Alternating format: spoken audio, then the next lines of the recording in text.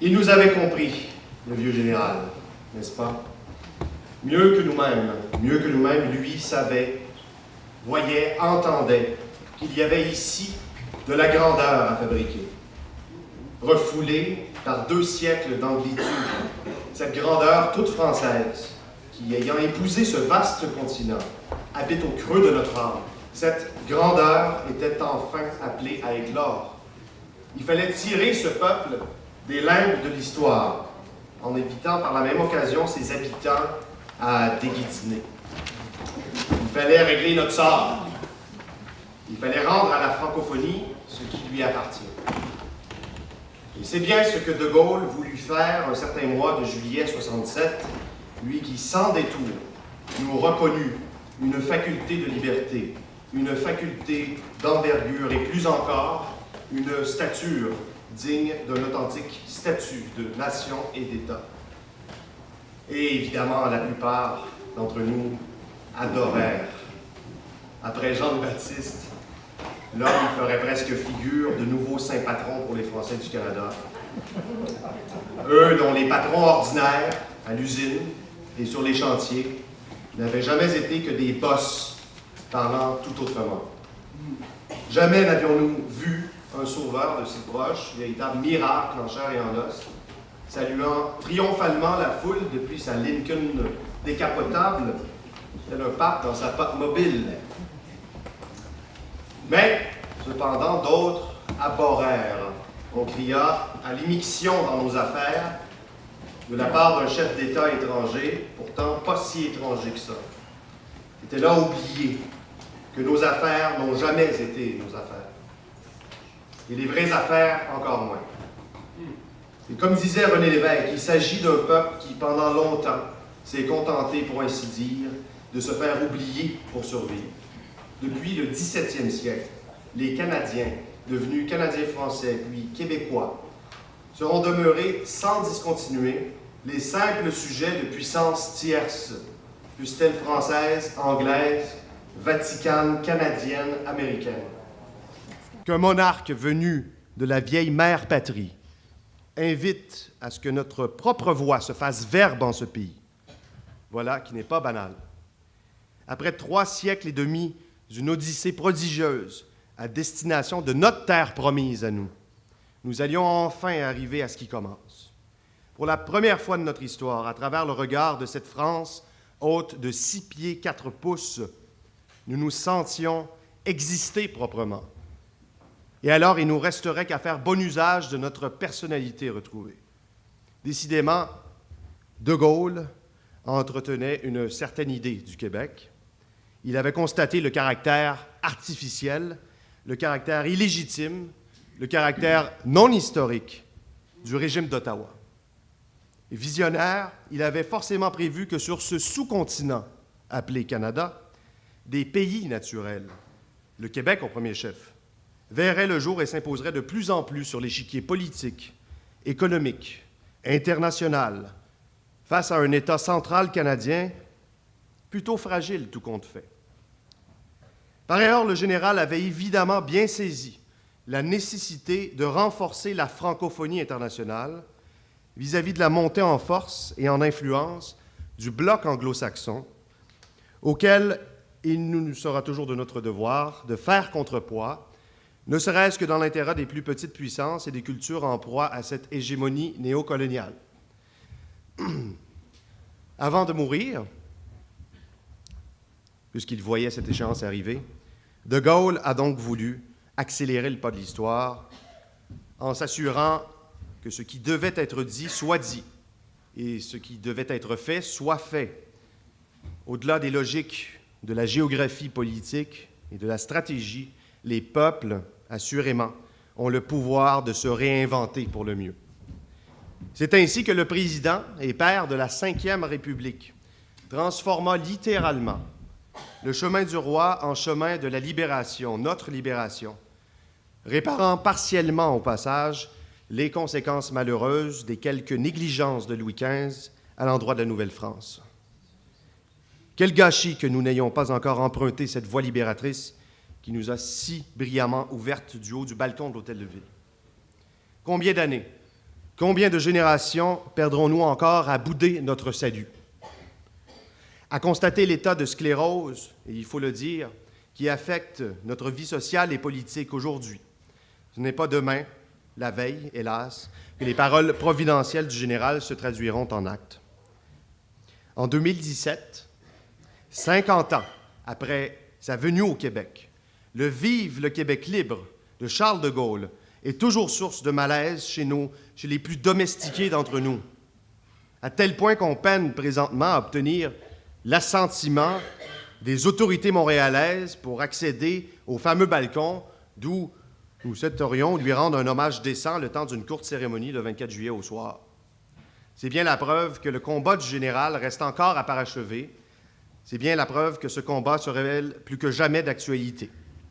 Et c'est pourquoi la Société Saint-Jean-Baptiste de Montréal, fondée en 1834, foyer du combat patriotique québécois, persistera sans relâche à honorer la mémoire de ce grand parmi les grands.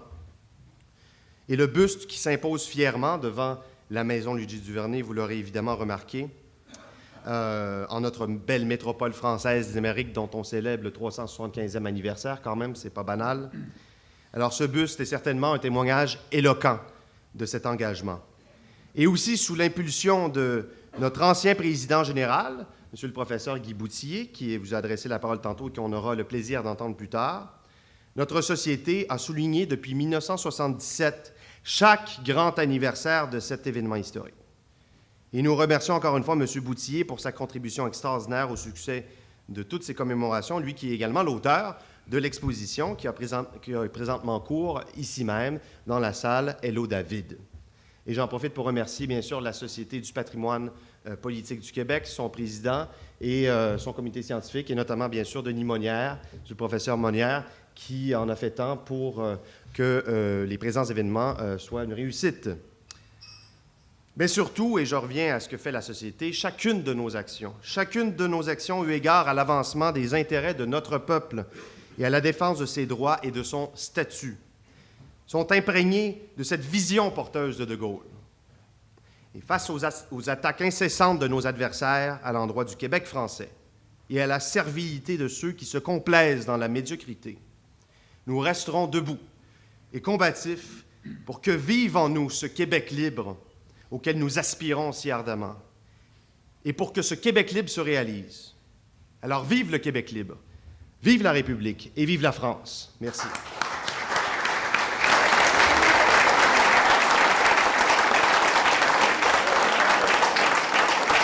Et j'ai l'honneur d'ouvrir donc ce grand colloque, et je cède tout de suite la parole au professeur Denis Monnière, organisateur de ce colloque, qui va vous expliquer le déroulement de ces 2 belles journées. Denis. Alors, chers amis, vous savez peut-être qu'organiser un colloque de cette envergure représente beaucoup de préoccupations, de soucis et souvent des surprises. Donc, il y a toujours des ajustements de dernière minute à faire.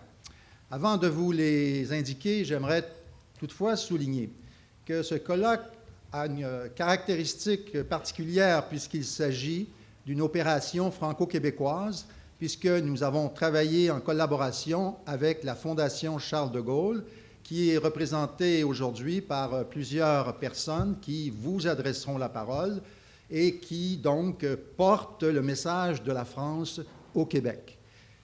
Il y aura aussi une contrepartie à ce colloque qui aura lieu à Paris le 13 octobre de l'an prochain, 2017, et nous ferons l'inverse, c'est-à-dire nous apporterons à ce moment-là le message du Québec à la France.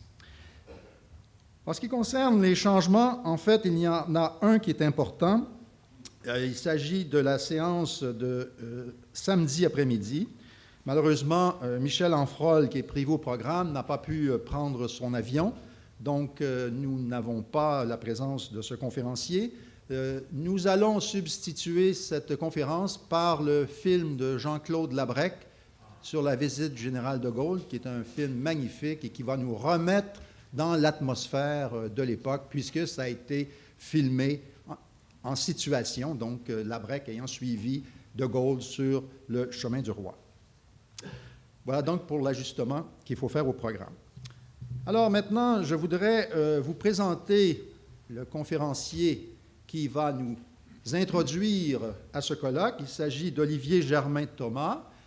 Monsieur Thomas est un philosophe de formation, diplômé de la Sorbonne. C'est un écrivain. Il a été militant actif du mouvement gaulliste à titre de délégué général de l'Institut Charles de Gaulle sous la présidence d'André Malraux. C'est aussi un homme de médias puisqu'il a été producteur à France Culture de l'émission Agora de 1976 à 2011. Il est actuellement administrateur de la Fondation Charles de Gaulle et il est récipiendaire du Grand Prix de littérature 2006 décerné par l'Académie française. Sans plus tarder, donc, j'invite notre collègue à nous faire sa communication. Alors, messieurs les présidents, mesdames, messieurs les professeurs, mesdames, messieurs, vous imaginez que je suis bien heureux de me retrouver au Québec pour la 3e ou 4e fois, puisque à chacun des voyages, pour moi, chacun des voyages a été l'objet d'une découverte et d'amitié. Je vais donc aborder comme thème aujourd'hui l'esprit de résistance. Alors, nous attendrons ce soir pour savourer le plat de résistance. Nous constaterons demain matin que la résistance du grille-pain est bien réglée. Et nous pouvons, dès maintenant, sourire à la vision à la fois étriquée et dépassée de Jean-Jacques Rousseau, pour lequel l'amour étant le règne des femmes, dit-il, et qu'elles y donnent la loi parce que, selon l'ordre de la nature, la résistance leur appartient et que les hommes ne peuvent vaincre cette résistance qu'aux dépens de leur liberté. Alors, sans demander l'avis de Don Juan sur cette remarque quelque peu machiste de notre grand Jean-Jacques Rousseau, je voudrais rappeler également que sous la monarchie de Juillet, le parti de la résistance en France était le parti conservateur. Donc, nous constatons une certaine fluctuation du mot, et pourtant, il possède de solides assises. Les assises, c'est ce lien indissoluble entre résistance et vie. La vie est ce qui résiste à la mort. La mort d'une cellule, d'un être, d'un groupe, d'une culture, d'une civilisation, d'une langue, d'un sentiment, surgit quand s'effondre toute forme de résistance. C'est dire si parler de l'esprit de résistance engage, et particulièrement au Québec, que seriez-vous devenus sans cet esprit de résistance, c'est-à-dire, en l'occurrence, esprit de vie et de fidélité, si génération après génération, vous n'aviez décidé, car ce fut une décision, contre une apparente fatalité. Le point est important. La fatalité apparente, décision volontaire prise par la poignée de francophones du Canada français, décision de rester fidèle à vos racines. Alors, cela a été rappelé tout à l'heure, que nous faisions preuve d'une assez grande légèreté vis-à-vis de vous, ce dont nous nous excusons. Et d'ailleurs, peut-être que De Gaulle est venu aussi pour s'en excuser. Résister est donc un acte volontaire. Nous y viendrons quand nous aborderons la question de la résistance aujourd'hui, car mon exposé ne sera pas seulement historique. Nous tâcherons de voir ce que veut dire aujourd'hui, par rapport à l'état du monde, résister. Mais surtout, nous tâcherons de bien montrer, de voir, de saisir combien la résistance n'est pas simplement un acte de passivité, résister contre quelque chose, mais c'est en même temps un acte créateur. Et il n'a de sens que si, résistant à une force immense, il apporte une réponse nouvelle.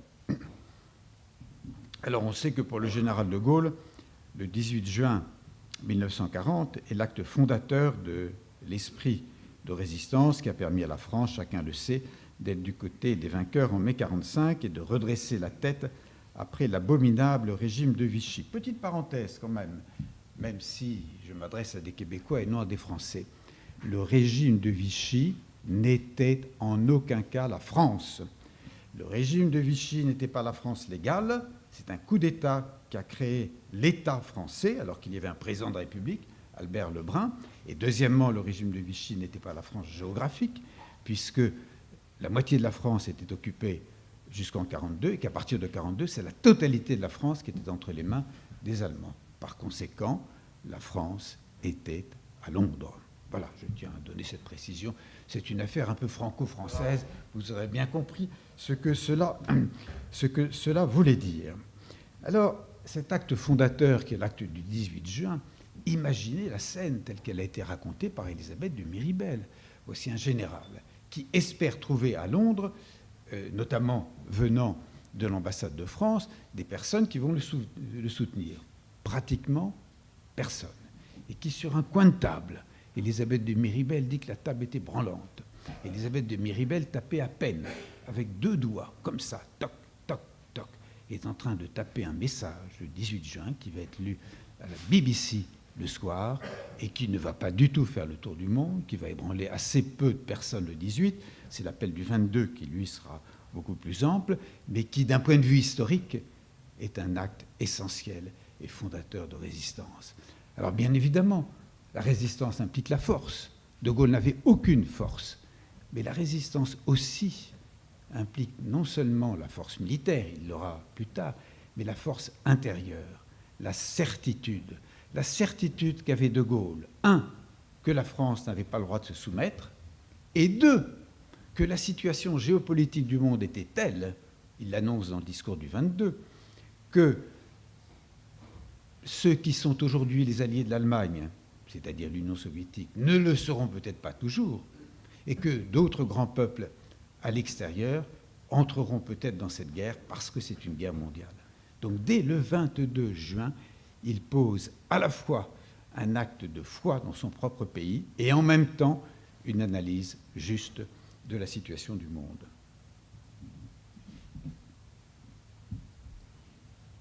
Mais alors, cet esprit de résistance est-il né chez De Gaulle uniquement le 18 juin? Non. L'acte de résistance est né le 18 juin.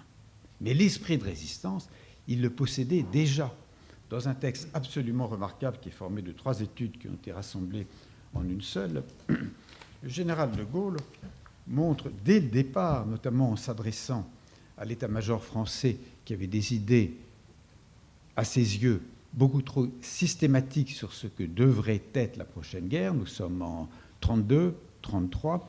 De Gaulle indique quels sont les moyens intellectuels qu'un homme doit avoir pour analyser la situation du monde ou une situation particulière d'un pays.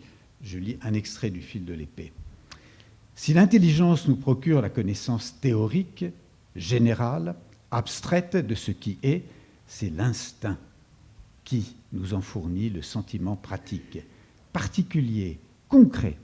Sans le concours de celle-là, point d'enchaînement logique, ni de jugements éclairés. Mais sans l'effort de celui-ci, point de perception profonde ni d'impulsion créatrice. L'instinct est en effet, dans notre moi, la faculté qui nous lie de plus près à la nature. Grâce à lui, nous plongeons au plus profond de l'ordre des choses, nous participons à ce qu'il peut s'y trouver d'obscure harmonie, l'expression est bien trouvée. C'est par l'instinct que l'homme perçoit la réalité des conditions qui l'entourent et qu'il éprouve l'impulsion correspondante. Donc dès le départ, bien avant d'entrer dans l'histoire, De Gaulle avait posé la méthode qu'il va suivre toute sa vie, c'est-à-dire la rencontre de l'intelligence et de l'instinct. L'intelligence toute seule aboutit quelquefois à des constructions trop abstraites.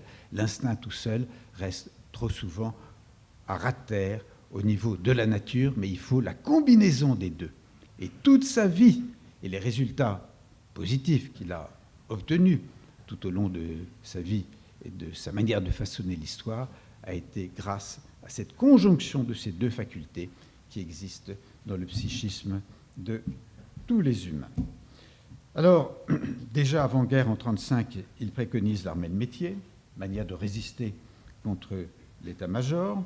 Surtout, il montre et il prouve, ayant été compris plus par les Allemands que par l'état-major français, que l'armée à venir va être une armée de mouvement et que les blindés vont jouer un rôle absolument considérable.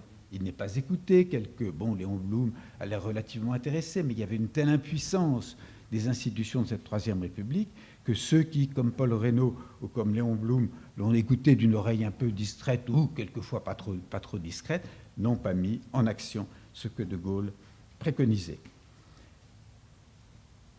En janvier 1940, avant même le début des hostilités, il rédige un mémorandum, l'avènement de la force mécanique. Donc 6 mois avant les hostilités, il a indiqué ce que serait la bataille à venir. Et je pense qu'à nouveau, nous trouvons cette double méthode. C'est parce qu'instinctivement, il avait compris que la guerre moderne serait une guerre de mouvement et qu'en plus, il avait raisonné sur le rôle, effectivement, des blindés et le rôle de l'armée mécanique. Le 21 mai 1940, devinant la suite, il lance ce qui pourrait être considéré comme déjà un premier appel. Alors, cet esprit de résistance, on va le retrouver bien évidemment pendant toute la guerre.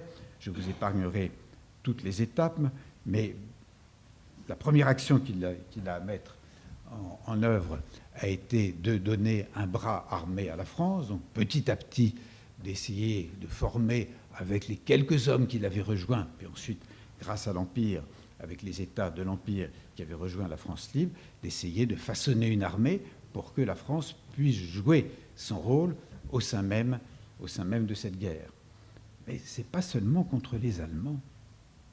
Ce qui a été très dur pendant cette période 40-45 de Gaulle, c'est qu'il a eu aussi à combattre, le mot est un peu fort, mais disons à résister contre la mainmise d'abord des Britanniques, ensuite des Alliés, avec l'entrée des États-Unis dans la Seconde Guerre mondiale. Pourquoi? Parce que chacun voulait profiter de la faiblesse de la France et qu'on sait très bien que la politique du Foreign Office était de nous reprendre ce qui nous avait été donné après la Première Guerre mondiale, la Syrie et le Liban, et que les Anglais visaient Madagascar, et que ensuite Roosevelt avait une extraordinaire réticence à l'égard de Gaulle.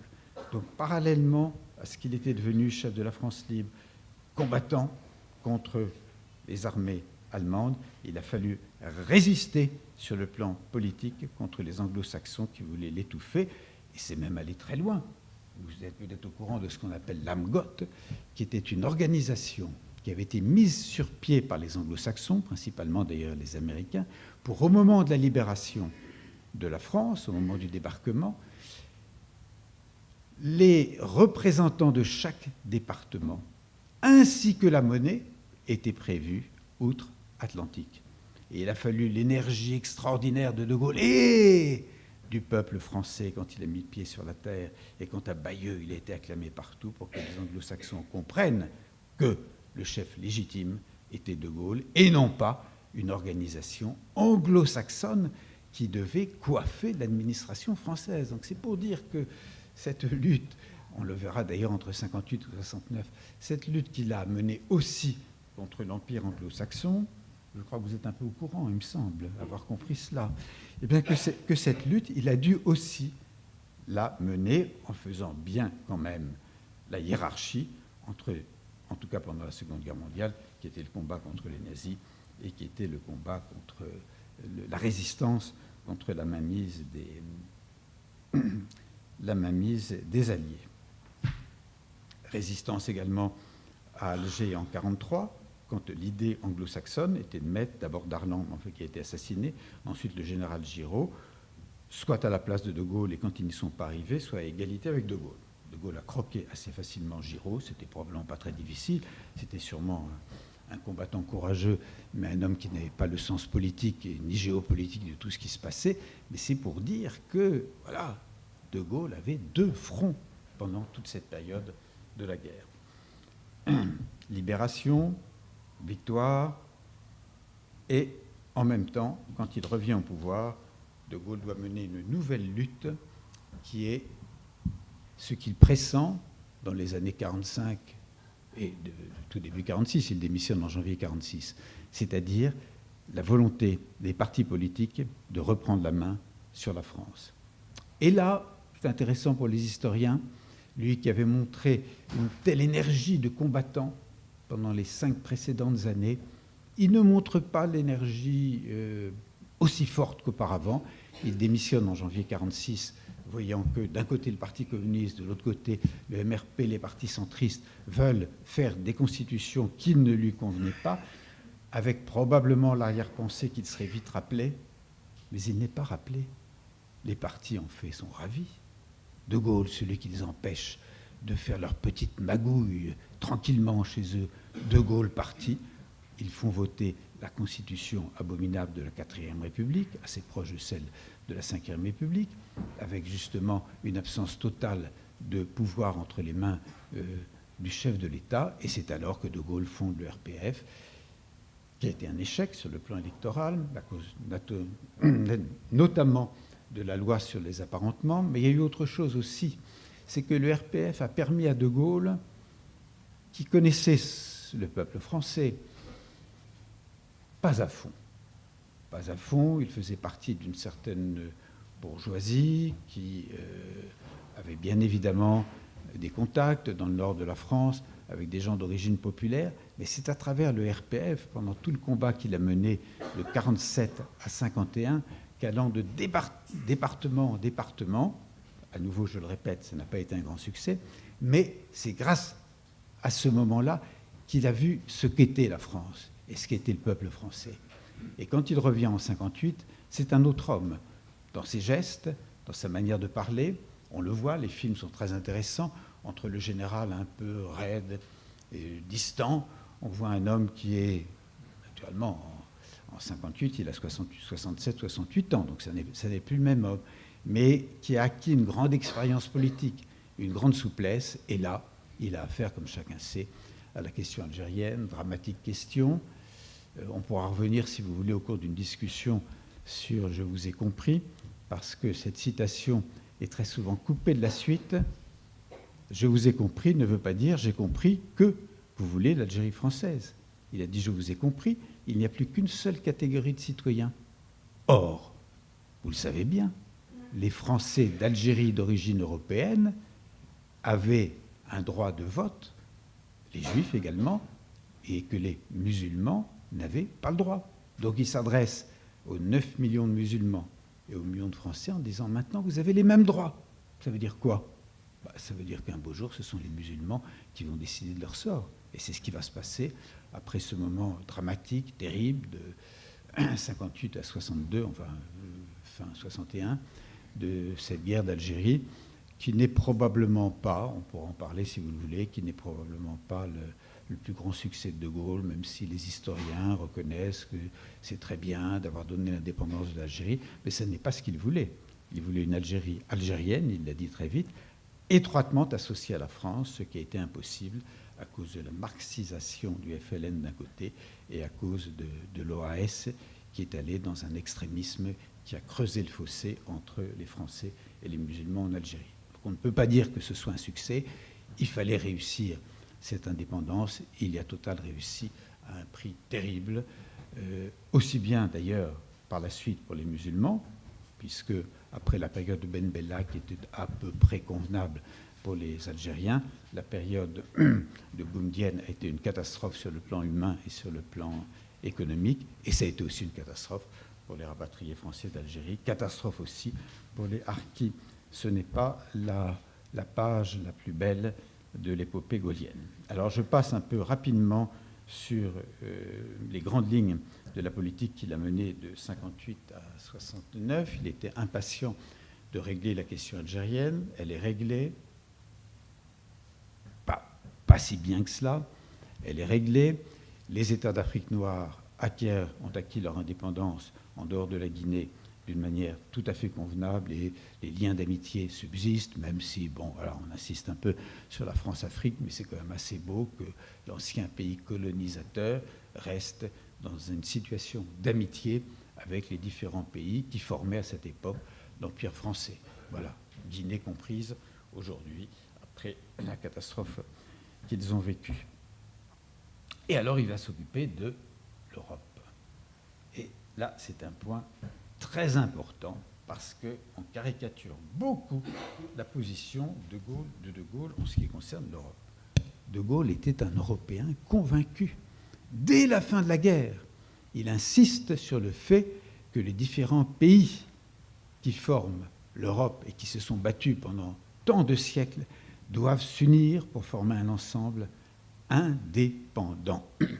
Mais c'est là où il y a une querelle théorique entre les partisans d'une Europe supranationale, représenté par un Jean Monnet, représenté par les commissions de Bruxelles, et l'Europe que préconisait De Gaulle, qui était une Europe des États.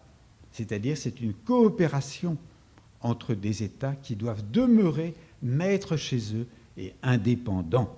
Ce mot d'indépendance, je sais qu'il résonne dans cette belle salle Saint-Jean-Baptiste, mais il résonne aussi chez nous, même si sur certains aspects, voilà, c'est une petite parenthèse, nous manquons en ce moment d'esprit de résistance.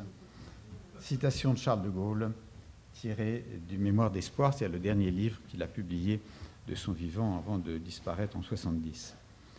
À quelle profondeur d'illusion ou de parti pris faudrait-il plonger, en effet, pour croire que des nations européennes, forgées au long des siècles par des efforts et des douleurs sans nombre, ayant chacune sa géographie, son histoire, sa langue, ses traditions, ses institutions, chaque mot compte, chacun de ces mots est essentiel pour affirmer justement l'indépendance d'un pays. Je le redis si vous voulez, la géographie, l'histoire, la langue, les traditions, les institutions. Ça vous dit quelque chose, j'imagine. Pourrait cesser d'être elle-même et n'en plus former qu'une seule. À quelle vue sommaire répond la comparaison souvent brandie par des naïfs entre ce que l'Europe devrait faire et ce qu'ont fait les États-Unis, alors que ceux-ci furent créés, eux, à partir de rien, sur une terre toute nouvelle, par des flots successifs de colons déracinés. Tout est dit dans cette phrase. Tout est dit. Oui à l'Europe, une Europe qui respecte les traditions de chacun, la langue de chacun, la géographie de chacun, l'histoire, les institutions de chacun. Et c'est la querelle qui continue aujourd'hui en 2017 entre ceux qui sont partisans de développer ce qu'on appelle le Conseil européen, donc la réunion des chefs de gouvernement ou de chefs d'État qui se réunissent à Bruxelles. D'un côté, il y a le Conseil, chacun représente son pays, et d'un autre côté, il y a la Commission, avec des commissaires supranationaux. Et le choix de Gaulle était pour l'Europe des États et non pas l'Europe des commissaires supranationaux. Voilà, ça c'est un point important parce qu'au cours de notre dernière épopée, le mot est un peu fort, il est à prendre de manière ironique, de nos dernières aventures électorales, on a dit n'importe quoi sur la position de De Gaulle. Ah ben voilà, les gaullistes sont anti-européens. Être gaulliste, c'est de considérer que l'idéal européen est un des idéaux les plus importants du XXe siècle et du XXIe siècle, mais pas n'importe quelle Europe. Bon, l'accord franco-allemand, je passe rapidement, la force de dissuasion, que de cris d'orfraie de la part de nos chers amis des États-Unis lorsque la France a voulu se doter. C'était fait avant De Gaulle. Mendès France avait déjà lancé les programmes. Et lorsque la France a voulu se doter d'une force de dissuasion indépendante, qui maintenant, c'est quand même très, très intéressant à observer, aussi bien la fameuse constitution de la Ve République que la force de dissuasion est reconnue par presque tous les partis aujourd'hui. Mais sur le moment, quel esprit de résistance il a fallu à De Gaulle, conférence après conférence, pour imposer de nouvelles institutions et imposer cette force de dissuasion. En ce qui concerne les nouvelles institutions, il avait déjà l'idée d'un président de la République qui puiserait sa légitimité dans le suffrage universel. Mais en 1958, au moment où il a élaboré la Constitution de la Ve République, il a senti que c'était trop tôt et qu'on allait crier à la dictature pour des raisons historiques que vous savez. Nous avions déjà connu en France une élection au suffrage universel d'un président de la République. Ça avait donné Napoléon III. Donc il y a dans l'inconscient français toujours l'idée que le suffrage universel désignant quelqu'un, ce quelqu'un a envie ensuite de faire le coup d'État du 2 décembre. Bon, ce qui n'a pas été le cas de Gaulle et ce qui ne sera probablement pas le cas de l'actuel et qui n'a été le cas d'aucun de ces présidents de la Ve République. Mais il faut bien voir ce qui se passe aussi dans l'inconscient des Français quand, en tout cas, tous les partis politiques ont lutté contre, en 1962, le principe de l'élection du président de la République au suffrage universel. Il l'emporte contre tous les partis. Tous les partis voulaient voter non devant cette réforme et De Gaulle l'emporte par 62%. Et maintenant, plus personne ne peut remettre en question cette élection au suffrage universel direct, même si le passage du septennat au quinquennat a été une énorme erreur. Alors, les grandes épopées de cette période, il quitte l'OTAN en mars 1966. En été 66, il va en Union soviétique. Que dit-il? Vive la Russie. Oh, oh ben alors, c'est pas possible. Mais De Gaulle est un homme du 19e siècle. Il croit que la Russie, ça existe encore. Oh ben alors, quel homme ringard. Faut lire la presse de l'époque. Il parle de la Russie. Pourquoi pas de la Russie orthodoxe encore, hein? Même il va communier à Moscou. Oh, quel homme du passé. Bon, je ne vous fais pas la suite, hein, 1990. La Russie, l'éclatement de l'Union soviétique qui était prévu par De Gaulle. Bon, voilà, chapeau. Chapeau général. Bien. Bon, on aimerait que quelqu'un portât ce chapeau. Alors, l'histoire d'Israël, je passe rapidement, même si c'est un problème très important. En 67, il condamne la guerre qui a été lancée par l'État d'Israël. Ça crée une polémique mondiale. La phrase qu'il a prononcée dans son discours, parlant du peuple juif comme un peuple d'élite, dominateur, d'un peuple d'élite, sûr de lui-même et dominateur. Il y a des ouvrages qui sont sortis où on disait De Gaulle a traité le peuple juif de sûr de lui et dominateur. Non, un peuple d'élite, c'est quand même pas si mal, sûr de lui et dominateur. Et ça n'est pas la condamnation de l'existence de l'État d'Israël. D'une certaine manière, on peut dire que De Gaulle était sioniste. Il admirait ce qu'a été ces retrouvailles de ce peuple qui, depuis Titus, 2000 ans auparavant, avait été chassé de la terre de ses ancêtres. Il admirait que ce peuple ait pu retrouver une terre. Il ne voulait en aucun cas que l'existence des retrouvailles historiques d'un peuple avec sa propre terre se fasse au détriment des autres et se fasse par une politique de colonisation. Donc là, il y a à nouveau une nuance à trouver entre la position de De Gaulle, admirateur d'Israël, et la position de De Gaulle condamnant l'État d'Israël, il y a 50 ans, en 67, pour sa volonté de s'étendre sur des territoires qui ne lui avaient pas été donnés par l'ONU. Alors, 67, en juillet 67, je crois, oui, il s'est passé aussi un autre événement, j'en parlerai pas, parce qu'il me semble que ce sera quand même abondamment traité par la suite. En 67, il se rend également en Pologne, donc on voit bien, après l'Union soviétique égale la Russie et la Pologne, ensuite en 68, ce sera la Roumanie. On voit bien quelle est l'idée de Gaulle, c'est de faire une Europe élargie, sachant très bien que la mainmise soviétique sur les pays de l'Europe de l'Est, un jour disparaîtra, et qu'il faudra bien que la partie occidentale de l'Europe et la partie orientale, il fallait bien que ces deux parties se retrouvassent. Alors, sans faire de bilan qui serait un peu systématique, disons que ce qui a dominé la politique de De Gaulle pendant ces 10 années, ça a été le refus de l'effacement de la France et, partout où il s'est rendu, l'exaltation de l'existence même des nations. Pourquoi De Gaulle a-t-il été acclamé à Téhéran comme il a été acclamé à Téhéran? Qu'il ait été acclamé en Europe de l'Est, oui. En Pologne, oui. Il avait même combattu en Pologne contre les Soviétiques après la Première Guerre mondiale. Mais pourquoi à Téhéran? Parce que les peuples chez lesquels il s'est rendu savaient que cet homme respectait l'histoire de chacun et respectait l'histoire des peuples. Acclamation à Téhéran, acclamation au Mexique, acclamation dans les différents pays d'Amérique latine qu'il a visités en 1964. Car cet homme représentait l'indépendance de la France qui respecte l'indépendance des autres. Voilà la clé de cette épopée, enfin une des clés, il n'y a jamais une seule clé, de cette épopée de 58 à 69. La méthode. D'abord, donc, je le répète, le constat, c'est que la nation est un organisme vivant.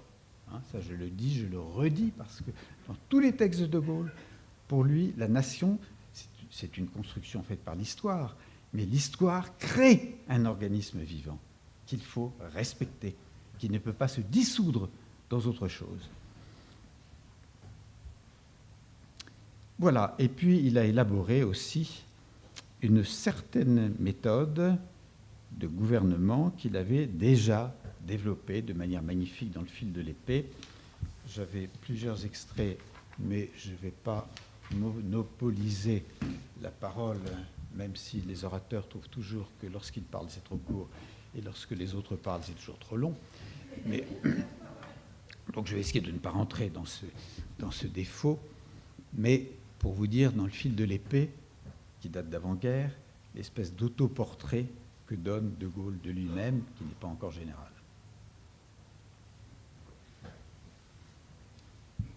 Face à l'événement, c'est à soi-même que recourt l'homme de caractère. Son mouvement est d'imposer à l'action sa marque, de la prendre à son compte, d'en faire son affaire. Et loin de s'abriter sous la hiérarchie, de se cacher dans les textes, de se couvrir de comptes rendus, le voilà qui se dresse, se campe et fait front. Non qu'il veuille ignorer les ordres ou négliger les conseils, mais il a la passion de vouloir, la jalousie de décider. Et donc quel autoportrait. Non qu'il soit inconscient du risque ou dédaigneux des conséquences, mais il les mesure de bonne foi et les accepte sans ruse. Bien mieux, il embrasse l'action avec l'orgueil du maître, car s'il s'en mêle, elle est à lui, jouissant du succès, pourvu qu'il lui soit dû, et lors même qu'il n'en tire pas profit, supportant tout le poids du revers, non sans quelque amère satisfaction. Bref, lutteur qui trouve au-dedans son ardeur et son point d'appui, joueur qui cherche moins le gain que la réussite et paie ses dettes de son propre argent, l'homme de caractère confère à l'action la noblesse. Sans lui, morne tâche d'esclave, grâce à lui, jeu divin du héros. Que l'on parle d'orgueil, c'est évident. Comment peut-on être un très grand chef d'État qui a façonné l'histoire de son pays, et en partie l'histoire de l'Europe, sans avoir une sorte de satisfaction qui n'est pas la satisfaction d'un petit moi, qui a la conscience d'avoir une grande tâche à accomplir. Bien sûr que De Gaulle était orgueilleux. Et alors ? Et alors ? Vous connaissez des grands chefs qui ont façonné l'histoire et qui étaient tout modestes ?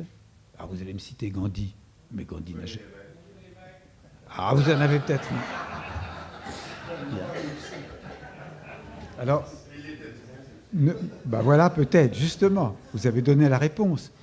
Et pour prendre l'exemple de Gandhi, qui est quand même une des âmes, Mahatma, la grande âme, une des âmes les plus extraordinaires que l'histoire ait données, il n'a jamais eu à exercer le pouvoir. Il a été assassiné avant même l'indépendance de l'Union indienne. Par conséquent, oui, celui qui façonne l'histoire, celui qui réussit quelque chose, doit être lui-même imprégné de sa supériorité, non pour lui, mais pour la cause qu'il veut défendre.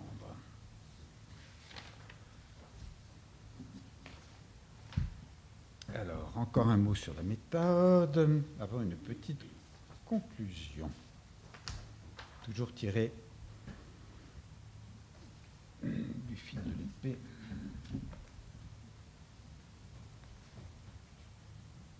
Toujours tiré du fil de l'épée.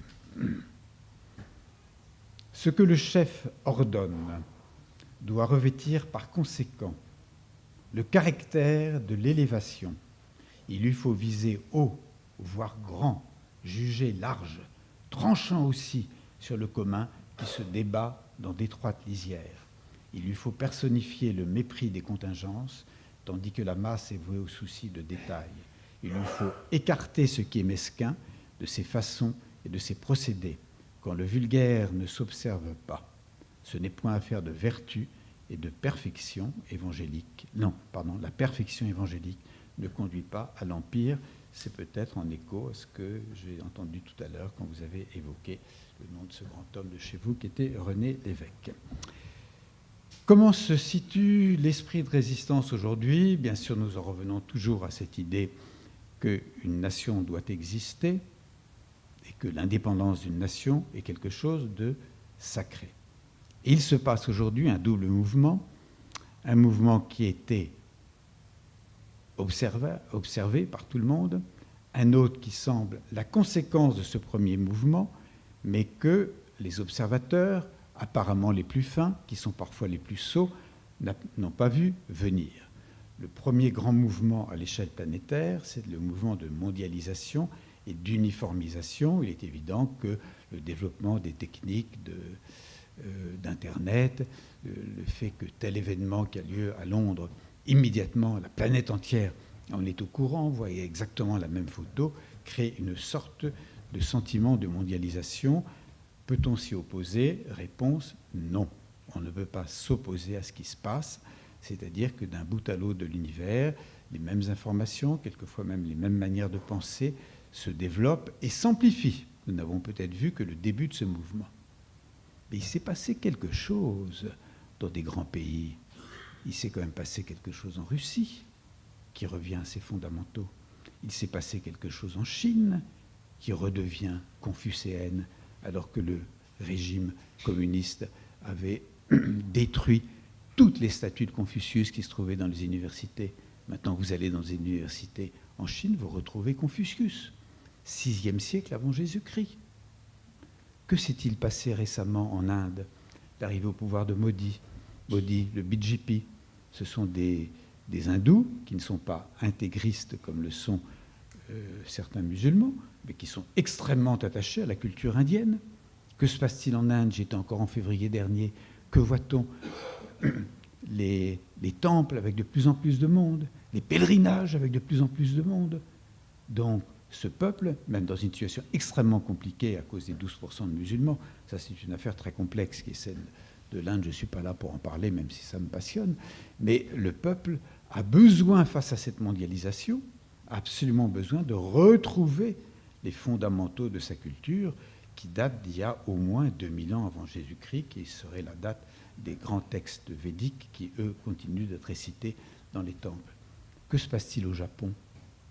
Même chose, même si la situation n'a rien à voir, parce qu'il n'y a pas le problème des musulmans, mais les Japonais, en ayant élu le Premier ministre, M. Abe, les Japonais ont voulu revenir aussi aux fondamentaux de leur propre culture, contre l'éradication générale que sent la jeunesse, qui s'américanise, qui lit des livres en anglais.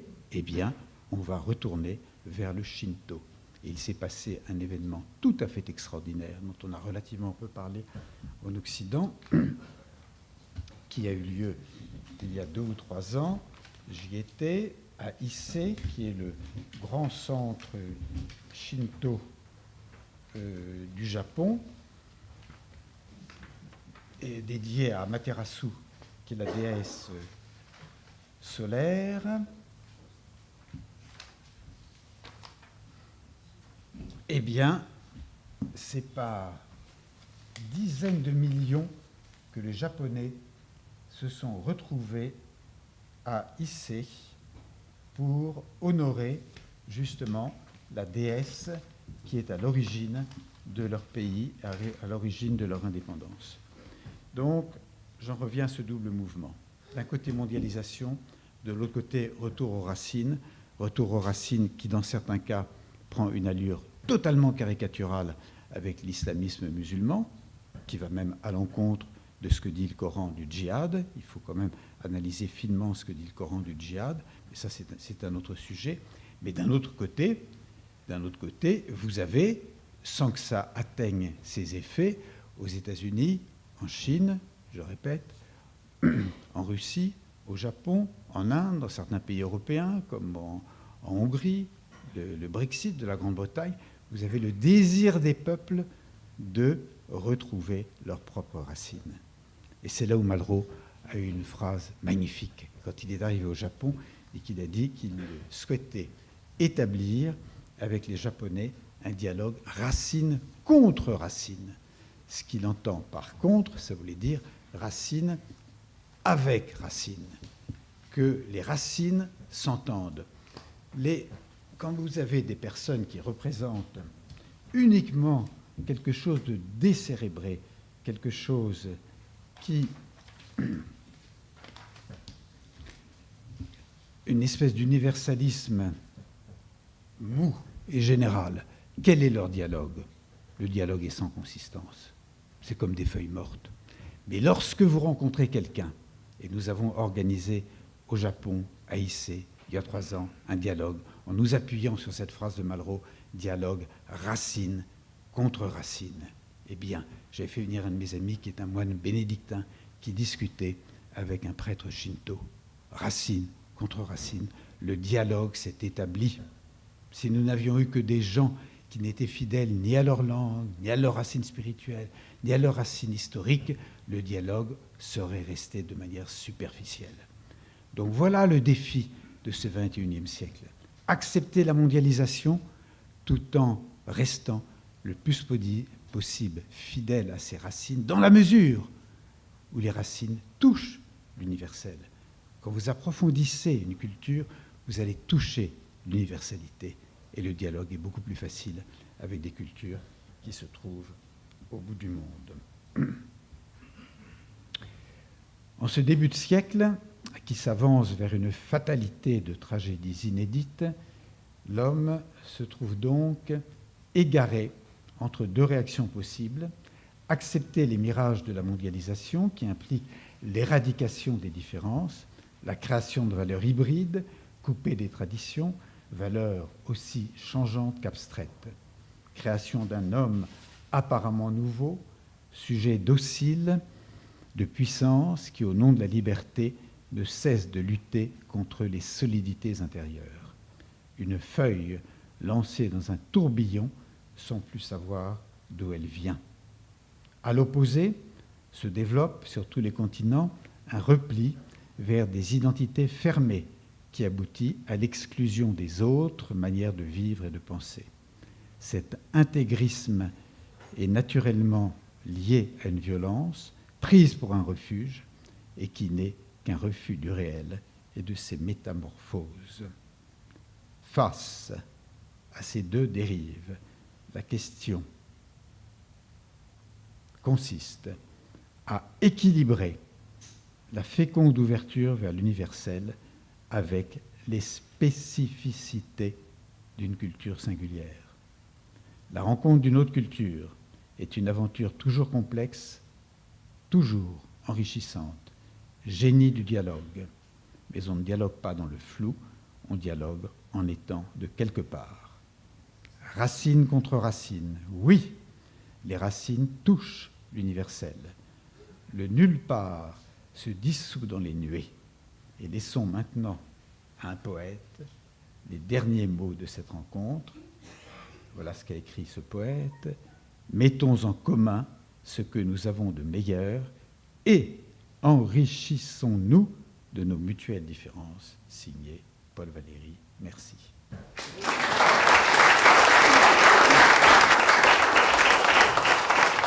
Alors, merci, Monsieur Thomas, pour cette rétrospective inspirante de la carrière du général de Gaulle. Vous nous avez fait voyager du de Gaulle capitaine au Levant, du de Gaulle général à Montréal, ce qui a été, je pense, très apprécié du public, surtout avec vos qualités littéraires. Vous avez su captiver notre attention.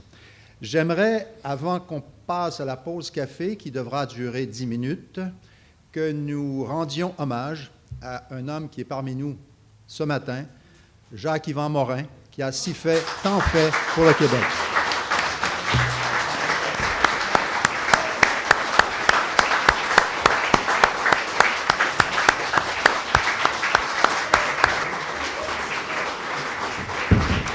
Alors, chers amis, je vous invite à prendre un café. On fait une pause technique qui doit être très courte parce qu'il faut respecter les horaires. Nous avons des conférenciers extrêmement intéressants à entendre par la suite.